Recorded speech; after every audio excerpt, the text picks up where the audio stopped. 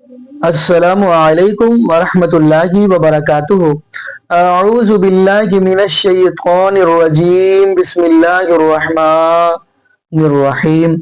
قل ان کنتم تحبون اللہ فاتبعونی یحببکم اللہ ویغفر لکم ذنوبکم واللہ غفور الرحیم۔ جی ناظرین، آج ہم جس حوالے سے گفتگو کرنے جا رہے ہیں، یہ گفتگو بڑی اہم ہے، ویڈیو بڑی اہم ہے۔ جیسا کہ ناظرین آپ کو اس بات کا علم ہوگا، پچھلے دنوں کے اندر ریحان طارق صاحب جو اینکر ہیں، انہوں نے مفتی حنیف قریشی صاحب سے ایک انٹرویو لیا تھا، ووڈ کاسٹ کیا تھا۔ ان کے اندر ایک سوال کیا تھا ممتاز قادری کے حوالہ سے۔ تو سوال یہ ہوا تھا، انہوں نے کہا کہ آپ نے ممتاز قادری کو اس چیز کے حوالہ سے اکسایا تھا، آپ نے ان کو یہ ورگلایا تھا۔ تو یہ ساری گفتگو تو آپ کو تھوڑا سا یہ ہم ویڈیو دکھائیں گے، لیکن ناظرین اسی حوالہ سے ڈاکٹر طاہر القادری کا بھی بیان اور انجینئر محمد علی مرزا صاحب کا بھی بیان، یہ ہم اب سنیں گے اور فیصلہ آپ نے کرنا ہے، کیونکہ ڈاکٹر طاہر القادری نے بھی وہی بات کی ہے جو انجینئر محمد علی مرزا صاحب نے کی ہے ممتاز قادری کے حوالہ سے، یعنی ان کا کہنا کہ وہ عاشق رسول نہیں تھا۔ تو خیر ناظرین، یہ تو باتیں ہم بعد میں بھی کریں گے، لیکن ہم بڑھتے اپنی ویڈیو کی طرف، پھر انشاءاللہ ناظرین آگے ہم بھی گفتگو کریں گے۔ تو آئیے ناظرین مل کے ویڈیو عدالت کس نے بنائی ہوئی ہے؟ بات ہے بھائی، ریاست جس ریاست کا قانون ہے 295C، اسی ریاست کا ایک نظام ہے، عدالت ہے، اس کے اندر کیس گیا ہوا ہے۔ اب یہ کیوں رولا ڈالا؟ پھر آپ نے ممتاز قادری پہ، آپ پہ الزام ہے ممتاز قادری کو آپ نے اکسایا کس طرح؟ میں نے تقریر کی ہے، ایکٹ ان کا خود اپنا تھا، تو اس وقت میں آپ عدالت کے نہیں تھی سامنے سر؟ یہاں پر 2 3 4 حدیثیں جذبات میں بیان کروں، آپ یہاں سے اٹھیں باہر جا کر ایک کام کر دیں۔ اس وقت عدالت نہیں تھی مفتی صاحب؟ کیا مطلب؟ کیا پھر آپ ریاست کے اس قانون اور عدالت کو نہیں مانتے کہ جس آپ نے وقت ایک سنی نہیں، سنیں نہیں آپ نے۔ اب دیکھیں آپ نے میری نیت کے بارے میں آپ نے ججمنٹ دے دی سر۔ اچھا چلیں سنیے تو کیا میں یہ کہہ رہا ہوں سر، میں یہ کہہ رہا ہوں کہ ایک گارڈ اٹھتا ہے اور بینک کے مینیجر کو اڑا دیتا ہے۔ آپ ممتاز قادری سے گارڈ پہ آ گئے، ادھر سے ادھر چھلانگ لگا۔ ممتاز قادری کون تھا؟ یہ نہیں، ایک سیکنڈ، وہ بھی گارڈ ہی تھا نا سر۔ مینیجر والا معاملہ آپ اس کو جناب مکس اپ نہ کریں۔ ممتاز قادری والا معاملہ اور ہے، مینیجر والا معاملہ اور ہے۔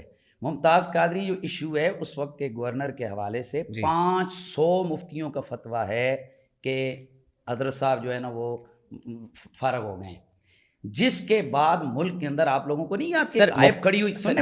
لاجیکل میرا سوال یہی ہے، اب آپ نے جواب دے دیا۔ وہاں مفتیان کرام کا فتویٰ امپورٹنٹ ہے یا عدالت امپورٹنٹ ہے یا ریاست کا قانون بھائی اللہ اکبر، میں نے پھر آپ سے پہلے بات کی، آپ مجھ سے پوچھتے ہیں 2 + 2، میں کہوں گا مفتی کا کام ہے وہ کہے 4۔ آپ پوچھتے ہیں کہ فلاں بندے نے رسول اللہ کو گالی دی ہے، میں کہوں گا مرتد ہے۔ اب اٹھ کے اس کو کوئی بندہ واسطے جہنم کرتا ہے تو اس کو میں نے تو نہیں کہا ہے کہ بھائی تو اٹھ کے جا کے قتل کر۔ نہیں، اب مسئلہ یہ ہے، سوال کیا ہے میرا سر، مفتیان کرام کا فتویٰ امپورٹنٹ ہے یا ریاست کا قانون اور عدالت امپورٹنٹ ہے؟ دیکھیں قانون یا رول جو ہے اس کا ایک اپنا الگ نوعیت اور جہت ہے، اور فتوے کا ایک الگ جہت ہے۔ زیادہ امپورٹنٹ کیا ہے سر؟ میری رہنمائی فرمائیں۔ فتویٰ ہے کیا؟ قرآن و سنت کا بیان، قرآن و سنت کی روشنی میں جواب دینا، یہ فتویٰ ہے۔ اپلائی کیا ہوگا؟ ٹھیک ہے، اگر اسلامی ریاست ہو، سامنے بیٹھا ہوا جج قرآن و سنت کا ماننے والا ہو تو وہ ظاہر قرآن و سنت کو پرائرٹی دے گا، لیکن جہاں ججوں کو کلمہ ہی پڑھنا نہ آتا ہو تو قنوت نہ آتی ہو تو پھر وہاں پر کیا ہوگا؟ وہاں فتویٰ امپورٹنٹ ہے کیا؟ پھر وہاں فتویٰ امپورٹنٹ ہوگا؟ نہیں، دیکھیں ہمارا کام ہے کہ ہم ایک شرعی مسئلہ بتائیں، آج تک بتائیں کہ علماء سر میں آپ کو کہاں لانا چاہ رہا ہوں؟ میں لانا یہاں چاہ رہا ہوں کہ علماء کرام بیٹھ کے فیصلہ کر لیں۔ اگر کسی کو رجوع کا حق ہے تو استحقاق علماء کی مجلس میں پیش کر دیں اس بندے کو، اگر وہ رجوع کر لیتا ہے بسم اللہ، اگر نہیں کرتا ہے۔ آج گفتگو ختم کر رہا ہوں۔ ابھی میں نے امام اعظم ابو حنیفہ کی اپنی کتاب الفقہ الاکبر پہ آنا ہے، پھر شروع فقہ الاکبر پہ آنا ہے، ان کی شروع پر امام مغنی سعدی کی شرح پہ آنا ہے فقہ اکبر کی، وہاں سے لے کر ملا علی قاری کی شرح فقہ اکبر پر آنا ہے، پھر امام ابو منصور ماتوریدی کی کتابوں پر کتاب التوحید پر آنا ہے، اور پھر ان کی کتابیں ادلۃ التوحید پر، پھر امام نصفی کی کتابوں پر، پھر علامہ تفتازانی پر کتاب التوحید پر، تبصرۃ الادلہ پر، پھر شرح مقاصد پر آنا ہے، شرح موافق پر آنا ہے۔ یہ سب کتابیں عقائد کی اب اہل سنت کی جو درسوں میں پڑھتے تھے، پڑھاتے تھے، اور بڑے علماء اپنے سامنے مطالعے میں رکھتے تھے فتویٰ سے پہلے۔ یہ تبصرۃ الادلہ، یہ تمام کتب ابھی آنی ہے، کتاب التوحید امام ماتوریدی کی لے کر علامہ تفتازانی تک، شرح قائد نسبیہ تک، پھر رسائل ابن عابدین تک ابھی بہت کچھ بیان کرنا ہے کہ پھر ایسے معاملات میں حکم کیا ہو.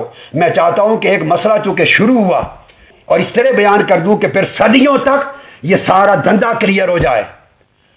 اور یہ لاٹھی لے کے اندھوں کی طرح ہانک کر ہر ایک کو کافر بنانے والے جنہوں نے ٹھیکہ لے لیا ہے, جس کو چاہے سنی بنا دیں, جس کو چاہے سنیت سے خارج کر دیں.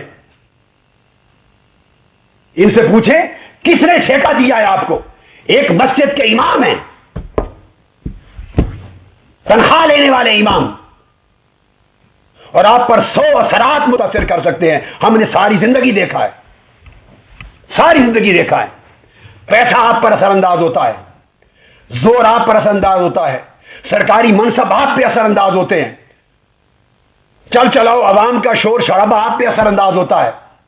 بہت کچھ معلوم ہے, میں کہنا نہیں چاہتا, مگر سوال یہ ہے کہ جس کو چاہیں سنیت سے نکال دے, جس کو چاہیں اسلام سے نکال دے, جس کو چاہیں مشرک اور بدعتی بنا دیں, اور اب آپ جس کو چاہیں گستاخ رسول بنا دیں, جسے چاہیں مرتد بنا دیں, واجب القتل کر دیں, اور جو آپ سے اختلاف کی ایک بات کر ڈالے اسے بھی گستاخان رسول کا ساتھی بنا دیں اور عاشقان رسول کی صف میں ملا دیں. آپ کو کس نے صنعت دی ہے کہ آپ عاشقان رسول ہیں؟ مرنے کے بعد اور موت پر جب جنازے اٹھیں گے, دودھ کا دودھ اور پانی کا پانی ہوگا, کون عاشق رسول ہے اور کون نہیں ہے. یہ جب جنازوں کے دن آئیں گے, رب ذل جلال کی عزت کی قسم, دودھ کا دودھ اور پانی کا پانی ہوگا. شرق سے غرب تک دنیا دیکھے گی کہ عاشق رسول کا جنازہ جا رہا ہے یا دین کے کسی جاہل کا اور دین کو بدنام کرنے والے کا جا رہا ہے. خدا رسول کے کرم کے نظارے اس وقت نظر آئیں گے. آخرت تو کسی نے کیا دیکھنی ہے, قبر کی کیا بات کروں میں. مگر اس لیے میں چاہتا ہوں یہ مسئلہ ہمیشہ کے لیے ختم ہو جائے. ہر ایک کو آپ نے ہوا بنا کے ڈرا رکھا ہے, ایک مذہب کے نام پہ دہشت گردی کی فضا قائم کر رکھی ہے. یہ ائمہ, یہ خطبہ, یہ علماء, یہ مدرسین, یہ طلباء, مدارس میں دین پڑھانے والے گھبرا جاتے ہیں جب چاروں طرف گھیراؤ ہو جاتا ہے کہ عاشقان رسول کا سیلاب آ رہا ہے, گستاخان رسول کے خلاف. امت کو بانٹ کر کھڑا کر دیتے ہیں, یہ گستاخ ہیں, یہ عاشق ہیں. یہ ٹھیکہ کس نے دیا ہے آپ کو؟ کس نے آپ کو یہ اتھارٹی اور چابی دی ہے؟ کس نے سرٹیفکیٹ اور ڈگری دی ہے کہ آپ یہ کرتے پھریں؟ کسی کے پاس ٹھیکہ نہیں ہے, نہ آپ کے پاس نہ میرے پاس. اس کی اتھارٹی صرف خدا اور رسول کے پاس ہے اور قرآن اور حدیث کے پاس ہے, اور قرآن اور حدیث کی اتھارٹی صرف سمجھی جا سکتی ہے ان اماموں کے ذریعے جن کے ذریعے یہ سارے علوم ہم تک پہنچے. ورنہ مقلد ہونا چھوڑ دیں, تقلید چھوڑ دیں, مذاہب چھوڑ دیں جو من میں آیا کرتے پھریں. ہمیں تانا دیا جاتا تھا یہ مذہب کے پیروکار نہیں, حنفی نہیں ہے. منہاج القرآن سے بڑا حنفی اس روئے زمین پر کون ہوگا؟ حنفیت کا علمبردار. اور مذہب اہل سنت والجماعت کا علمبردار کون ہوگا؟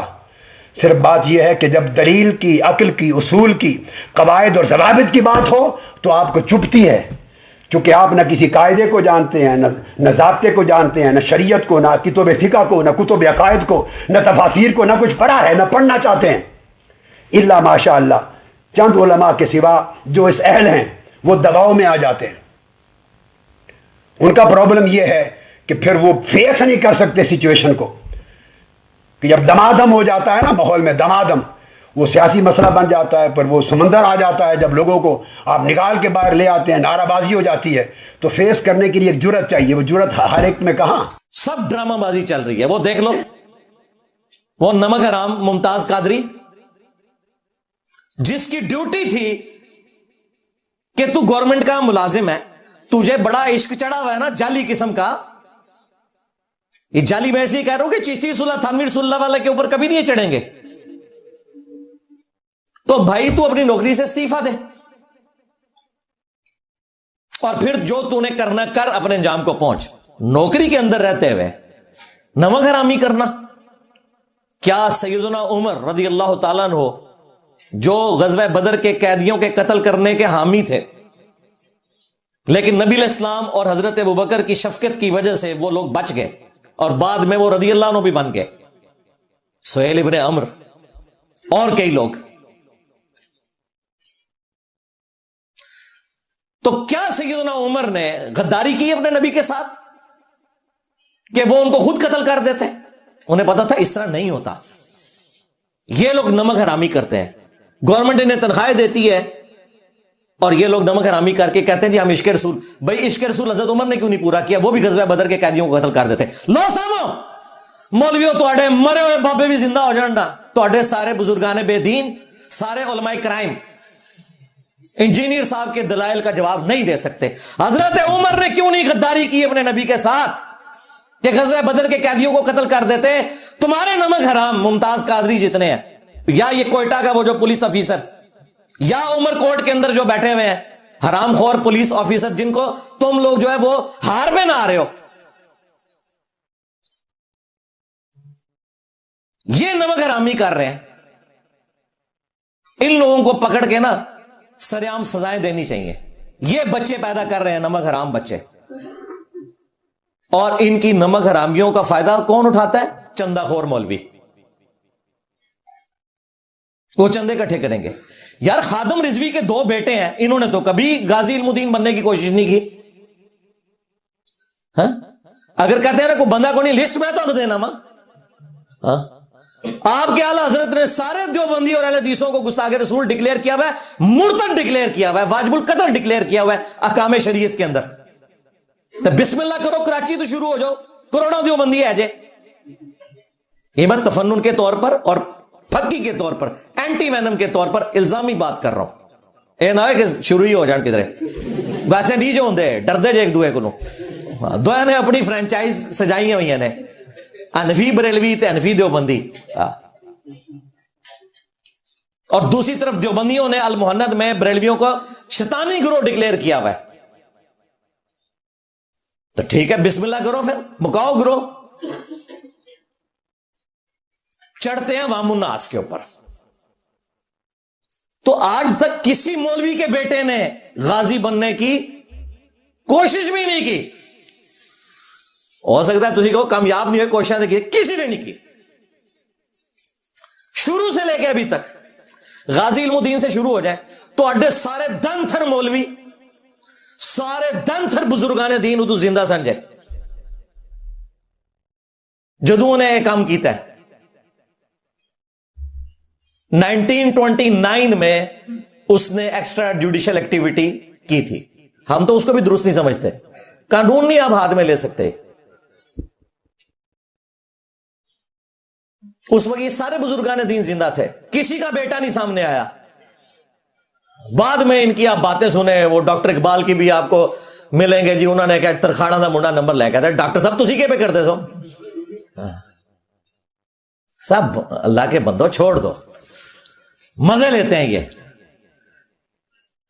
اور اس کی بھی اصلیت میں آپ کو بتا دوں, آپ لاہور ہائی کورٹ سے وہ پوری پروسیڈنگ نکلوائیں. 31 اکتوبر, آج 3 نومبر ہے نا, یہ 3 دن پہلے 31 اکتوبر کو یوم شہادت منا رہے تھے وہ غازی علم الدین کا, اور پوسٹیں لگا رہے تھے. 31 اکتوبر 2020 کو, آج سے آلموسٹ 4 سال پہلے, بی بی سی اردو نے باقاعدہ وہ پورا بیان اس کا نقل کیا ہے, اور یہ کریڈیبل ایک ادارہ ہے. پھر میں نے اپنے سورسز سے بھی پتا کیا, ان کا جی بالکل لاہور ہائی کورٹ کے ریکارڈ میں یہ پوری پروسیڈنگ کورٹ کی اور اس کا بیان موجود ہے کہ اس نے صحت جرم سے انکار کر دیا. پوچھا گیا کہ تو نے چھری خریدی, کہتا میں نے چھری نہیں خریدی. تو ان کا پھر یہ تو چھری لینے کے لیے گیا تھا, کہتا میں سبزی لینے کے لیے گیا تھا. ان کا یہ تیرے کپڑے, کہتے کپڑے, یہ قمیض تو میری ہے, شلوار میری نہیں ہے جس کے اوپر خون لگا ہوا تھا. ہر چیز کا وہ انکار کر رہا ہے. وہ تو چھوڑ دیں, مجھے نہیں پتا, میرے اوپر 5 دفعہ جو ڈکلیئرڈ مرڈر اٹیمپٹ میں جتنے 5 کے 5 بندے ہیں نا, انہوں نے پہلی پیشی کے اوپر صحت جرم سے انکار کیا ہے. حالانکہ ہمارے پاس ویڈیوز موجود ہیں. کہتے ہیں ہم تو گئے نہیں کبھی اکیڈمی. اور آنے سے پہلے وہ جو ڈائریاں لے کے آتے ہیں نا, وہ بھی ساتھ, اس پہ لکھا ہوتا ہے میں پھانسی کے پھندے کو چوم لوں گا.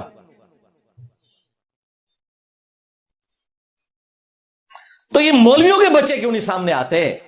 یہ عوام کا کام ہے ان سے پوچھے کہ تم لوگ کیوں نہیں سامنے آتے, لسٹ چاہیے تو تمہیں دے دینے, کڈو مولوی باہر, مولوی جا کے ذرا اس ثواب کما ورنہ لوگوں کے بچوں کو یوز کرتے ہیں, یعنی لوگوں کی جان اور لوگوں کے مال کے ذریعے اللہ کی راہ میں اپنا جعلی جہاد کرتے ہیں, جبکہ قرآن نے کہا کہ اپنی جان اور اپنے مال کے ذریعے آپ نے اللہ کی راہ میں جہاد کرنا ہے. یہ تو لوکل جہاد کی میں بات کر رہا ہوں. جو انٹرنیشنل جہاد بھی ہو رہا ہے نا, خواہ وہ تحریک طالبان افغانستان کا ہو, خواہ وہ داعش کا ہو, وہ سب کا سب سنی شیعہ اختلاف ہے. ابھی افغانستان میں کتنا مشکل وقت آیا ہوا ہے طالبان کے اوپر. پہلے طالبان لڑ رہے تھے امریکہ کے خلاف, اب داعش لڑ رہی ہے افغانستان میں طالبان کے خلاف, کیونکہ داعش اہل حدیث ہے اور یہ طالبان دیوبندی ہے. اے تو اڑا جہاد جے لو سامو کہتے ہیں جی وہ جہاد. علی بھائی جہاد پہ بھی کوئی بات کریں, یعنی علی بھائی یہ کہہ رہے ہیں کہ جہاد تے گل کرن علی بھائی, اور اسی جیکٹ پائیے, اگر دیوبندیاں تے دیوبندی دی جیکٹ پا کے تے داعش تے حملہ کر دئیے, اور اگر وابیاں تے وابیاں دی جیکٹ پا کے تے طالبان تے حملہ کر دئیے. اے جہاد جے ٹوٹل توڑا. اور شام میں بھی سنی شیعہ کنفلکٹ سارا, کوئی جہاد نہیں ہے. اور یہ جو موٹیویشنل سپیکر جہاد کے اوپر بات کرنے والے فراڈیے آپ کو یہ بتا رہے ہیں کہ جہاد ہو رہا ہے, جھوٹ بول رہے ہیں آپ سے, کوئی جہاد نہیں ہے. ہاں فلسطین میں جو مظلوم ہیں ہم ان کے ساتھ ہیں, ان کے اوپر تو کافر مسلط ہوئے ہیں, اس میں تو کوئی شک نہیں ہے. اسرائیل سب سے بڑا بدماش اور اس کا ابا سب سے بڑا بدماش اس وقت شیطان کا ایجنٹ امریکہ, کوئی شک نہیں ہے. لیکن باقی آپ جتنے کہہ رہے ہیں نا, کوئی جہاد نہیں, ان میں سے کوئی فلسطین نہیں پہنچا اسرائیل کے خلاف لڑنے کے لیے, نہ کوئی موٹیویشنل سپیکر, نہ یہ جن کے ایجنٹ بنے ہوئے ہیں. جن طالبان کو یہ کہتے تھے امیر المومنین آ گئے, کتنے طالبان کیوں نہیں گئے تھے؟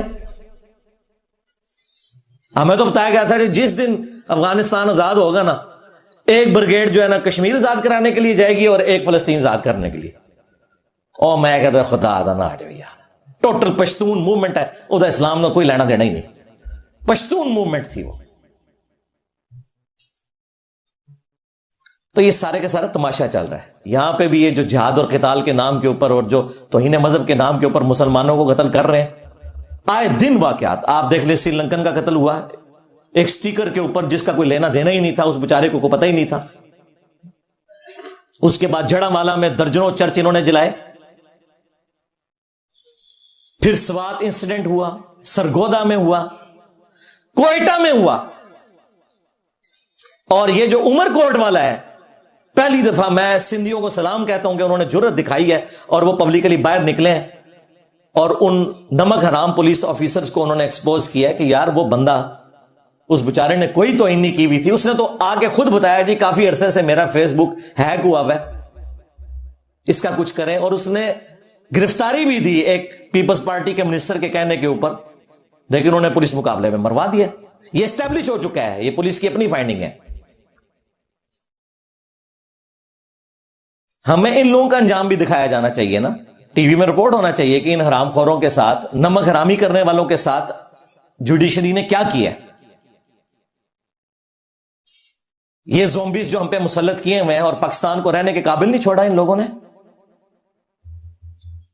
اس لیے میں نے تو بھائی اپنی جان رکھی ہوئی ہے ہتھیلی کے اوپر. پہلے تو میں پھر بھی تھوڑے بہت کوئی ڈھکے چھپے الفاظ استعمال کرتا تھا, اب تو بالکل میں ننگے الفاظ استعمال کرتا ہوں, کوئی لحاظ نہیں کسی کا کرنا. جب ان بے شرموں کو کوئی لحاظ نہیں ہے کہ اسلام کی بھی بدنامی کر رہے ہیں اور پاکستان کو مسلمانوں کے لیے بھی انہوں نے رہنے کے قابل نہیں چھوڑا. یہی وجہ ہے کہ یہاں جب مسلمانوں سے خطرہ ہوتا ہے تو نان مسلم کنٹریز میں جا کے پناہ لیتے ہیں اور وہاں جا کے ان کو بتاتے ہیں جی اسلام جو ہے وہ امن کا دین ہے.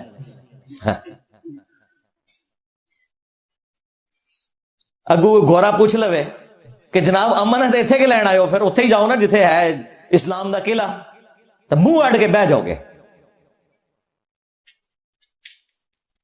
اب بھی اگر ان کو حیا نہیں آتی ہے اور یہ تماشا چلتا رہتا ہے توہین مذہب کے نام کے اوپر, اور ہم لوگ مجرمانہ طور پر خاموشی اختیار کرتے ہیں, تو اللہ کے حضور ہماری کوئی معافی نہیں ہے. میں تو اپنا فرض بار بار ادا کرتا ہوں. میں نے ابھی دیکھا کہ یہ 27 آئینی ترمیم آ رہی ہے, 26 سے پہلے میں نے آواز بلند کرنا شروع کی, 27 پہ پھر کر رہا ہوں کہ توبہ کی شک ڈالو ورنہ یہ آگ تمہارے گھروں تک بھی پہنچے گی. मौलवियां ने घर तक पहुंच गई जाग देखे मुफ्ती तारिक मसूद नाल क्यों है, उसके अपने बयान उसे हॉन्ट कर रहे हैं। और देखे मौलवियों के घर जब ये आग पहुंची है तो मौलवी एक एक करके डड्डुओं की तरह बाहर निकल के सफाइयां दे रहे हैं कि जी है तो गुस्ताखी थी, नीयत गुस्ताखी की नहीं थी। ऐ तक लो जरा, अंदाजा करो। बाकियों की नीयतों का भी फैसला खुद कर देते हैं। मजा मजा दियां पैड़ा होंदियां ने ना। हाँ, सारे निकले जे, देवबंदी मुफ्ती निकले, उन्होंने कहा हां गुस्ताखी तो हुई है लेकिन उसने माफी मांग ली है तो छोड़ देना चाहिए। सरकार ये माफी वाली जो एमनेस्टी स्कीम थी ये सुलेमान तासीर के लिए नहीं थी, ये उस श्रीलंकन के लिए नहीं थी, ये कोयटा में जिसको आपने जुल्मन कत्ल किया उसके लिए नहीं थी, ये उमरकोट के डॉक्टर के लिए नहीं थी एमनेस्टी स्कीम। मौलवियों के घर बात आई है तो कहते हैं जी तौबा कर ली, गल छाड़ दो। हम तो कहते हैं ये अच्छी बात है, लेकिन उन सब लोगों के मामले में भी अल्लाह के हुजूर माफी मांगो और अपने बुजुर्गों के ऊपर लानते भेजो जिनके कहने पे तुम लोगों ने ये फतवे दिए थे कि जी गुस्ताखे रसूल को आप मावराए अदालत भी कत्ल कर सकते हैं, और गुस्ताखी भी वो जिसे आप समझते हैं चाहे वो दीन में है या नहीं है। सिर्फ देवबंदी नहीं निकले, बरेलवियों का वो मुफ्ती हनीफ कुरैशी जिसने गुस्से में पगड़ी ऐसे उतार के फेंक दी थी, मुमताज कादरी उस तकरीर से मुतासिर हुआ। मुफ्ती हनीफ कुरैशी नहीं गया मारने वास्ते सुलेमान तासीर नो, मुमताज कादरी उठ के चला गया। पहले ये लोग अवेल करते रहे, जश्न मनाते रहे, आपस में लड़ाइयां लड़ते रहे कि जी किसने मुमताज कादरी को लॉन्च किया था, और जब उसके लिए फैसला होने लगा तो सबसे पहले एफिडेविट लिखता मुफ्ती हनीफ कुरैशी साहब ने कि मैं जानता ही नहीं, मेरा कोई ताल्लुक ही नहीं, टोटल इश्क रसूल जे लो सामो। उसका भी बयान आ गया, उसने कहा तारिक मसूद साहब ने चूंकि अब तौबा कर ली है लिहाजा इस मसले को आगे नहीं चलाना चाहिए। वाह वाह वाह वाह, क्या बात है। और तो और छोड़ दो, ये गुस्ताखे रसूल की सजा का फितना खड़ा करने वाला, फितनों का इमाम इब्ने तैमिया अल मुतवफ़ा 728 हिजरी, जिसने वो जाली रवायतें इकट्ठी करके वो फ्रॉड पे मबनी किताब लिखी अस्सारिमुल मसलूल अला शातिम रसूल, गुस्ताखे रसूल की सजा के ऊपर, जिसका तर्जुमा बरेलवियों ने किया हुआ है। अंदाजा करो, उस किताब के कस्टोडियन वहाबी फिरका अहले हदीस, उनका जो हिशाम अलाई ज़हीर है, वो भी कह रहे हैं नहीं जी तारिक मसूद साहब ने माफी मांग ली है तो मामले को खत्म करो। और तुम्हारा इब्ने तैमिया तो जिंदा होता तो मौलवियों के टुकड़े टुकड़े कर देता। आज अपने बुजुर्गों के फतवों से फिर गए हो, इन पे भी लानते भेजो, हम आपके साथ हैं, भेजो लानते हैं सारों के ऊपर, सारे झूठे थे फ्राडिये। उस किताब का पूरा पोस्टमार्टम किया है अल्लामा वहीदुद्दीन खान ने रहिमहुल्लाह ताला, चंद साल पहले फौत हुए, 90+ की एज में, इंडिया में थे, शातिम रसूल की सजा, उन्होंने उस पूरी किताब का पोस्टमार्टम किया हुआ है। ये सारा फितना आपको जो नजर आ रहा है उसी किताब की वजह से है। लेकिन वो भी देखें, कह रहे हैं ठीक है माफी होगी। शिया तो वैसे ही तौहीन और इस तरह की सारी जो चीजें हैं उनके मामले में उनका यही नजरिया है कि भाई जो भी तौबा करता है उसकी तौबा को आप एक्सेप्ट कर लेंगे। शिया का तो मसला ही नहीं है, ये तकफीरी सोच सारी अहले सुन्नत के यहां है, खा वो बरेलवी हो, देवबंदी हो, अहले हदीस हो। ये तो अल्लाह का शुक्र अदा करें कि 29 फरवरी 2016 को मुमताज कादरी को फांसी दिया गया। अगर वो फांसी ना होती तो आज गली गली आपको कत्ल गारत नजर आता, कि लोग यकीन कर लेते कि बच जाएंगे, खैर है जो मर्जी करे। सलाम है उस वक्त के प्राइम मिनिस्टर को, आर्मी चीफ को और चीफ जस्टिस को कि उन्होंने जुर्रत दिखाई और दिन भी रखा 29 फरवरी, ताकि बरसी 4 साल बाद आए। 29 फरवरी 4 साल बाद, ये जानबूझ के उन्होंने 29 फरवरी का दिन रखा था तय करके, वरना हर साल इन्होंने 28 फरवरी होता ना तो पहुंचा होना था इस्लामाबाद और तमाशा लगाना था इन्होंने। अभी भी उस नमक हराम की याद में इन्होंने मजार बनाया हुआ है और उसका अब्बा बैठ के वहां नोट छाप रहे हैं, देखे आपने वीडियोस में, अभी जलाली साहब भी गए हुए थे वहां। मैं अपने रियासती इदारों से पूछूंगा कि जो शख्स नमक हराम था और आपने उसे फांसी की सजा दी, اس کا مزار بننے کی اجازت کیوں دی ہوئی ہے؟ قبر رکھیں، قبر تو نان مسلم کی بھی ہے، اس کی کوئی بے رمتی نہیں ہے. مزار کیوں بنائے ہوئے ہیں؟ چندوں کا اڈا کیوں بنایا ہوا ہے؟ عرس کیوں ہو رہے ہیں وہاں پہ جس کو اسٹیٹ نے ڈکلیئر کیا؟ کیوں ایسا ہو رہا ہے؟ اس کا مطلب ہے کہ انڈائریکٹلی آپ پش بنائی کر رہے ہیں. تماشا چل رہا ہے اسی طریقے سے. تو میں تو دلیری کے ساتھ اس لیے بولتا ہوں کہ میں نے تو اپنی جان رکھی ہوئی ہے ہتھیلی کے اوپر. انہوں نے میری لائف تو کی ہوئی ہے ونریبل، لیکن میں نے ان کا کوئی بابا نہیں چھوڑنا، نہ زندہ نہ مردہ. پون کے رکھ چھڑنے میں سارے نو میرا بھی سا ہے ہی کوئی نہیں، تیرے بابے تھے شاہ ہی کوئی نہیں. پھر جنازے پڑھتے ہیں جی، غائبانہ نماز جنازہ. مجھے ایک اہل حدیث عالم نے فون کیا، جی میں غائبانہ نماز جنازہ پڑھانے لگا ہوں، ہمارے نمازی جو ہے نا زور لگا رہے، اور میں کہ اپنا جنازہ پڑھنے لگے ہو؟ کہتے کیوں؟ میں نے کہا وہ تو آپ کو بھی کافر سمجھتا تھا ممتاز قادری، آپ اس کا جنازہ پڑھیں گے؟ میں نے کہا ابھی قبر سے نکلے سارے وابیوں نے پون کے رکھ چھڑے ہو. شکر الحمدللہ انہوں نے بات مانی اور اپنا غائبانہ نماز جنازہ پڑھنے سے وہ پیچھے ہٹ گئے، حالانکہ سارے نمازی تلے ہوئے تھے. اور میں کہ چھڑ دے ہو یار، کیا کر دے ہو؟ یہ ٹوٹل تمہاری عقل ہے، تم لوگوں نے دین سے یہ سیکھا ہوا ہے یار، تم کو بیسک دین بھی نہیں آتا. کیا حضرت عمر رضی اللہ تعالیٰ عنہ نے اپنے نبی کے ساتھ غداری کرتے ہوئے غزوہ بدر کے قیدیوں کو خود سے قتل کر دیا تھا؟ نہیں، ایسے نہیں ہوا. تو یہاں پہ بھی کوئی بندہ جو سرکاری ملازم ہے، اگر اس نے کوئی ایکٹیویٹی پرفارم کرنی ہے اس طرح کی غلط، پہلے جاب سے استعفیٰ دے گا اور پھر آ کے جو اس نے کرنا ہے اور اپنے انجام کو پہنچے. ہمارے نزدیک تو وہ بھی غلط ہے. تو میں اپنے بڑوں سے بار بار ریکویسٹ کرتا رہا ہوں، کرتا رہتا ہوں، کرتا رہوں گا کہ پلیز یہ توبہ کی شک ڈالیں 295C میں بھی 298 کے اندر بھی، ورنہ یہ آگ جو آج مولویوں کے گھر تک پہنچی ہے نا، آپ لوگوں کے گھر تک بھی پہنچے گی.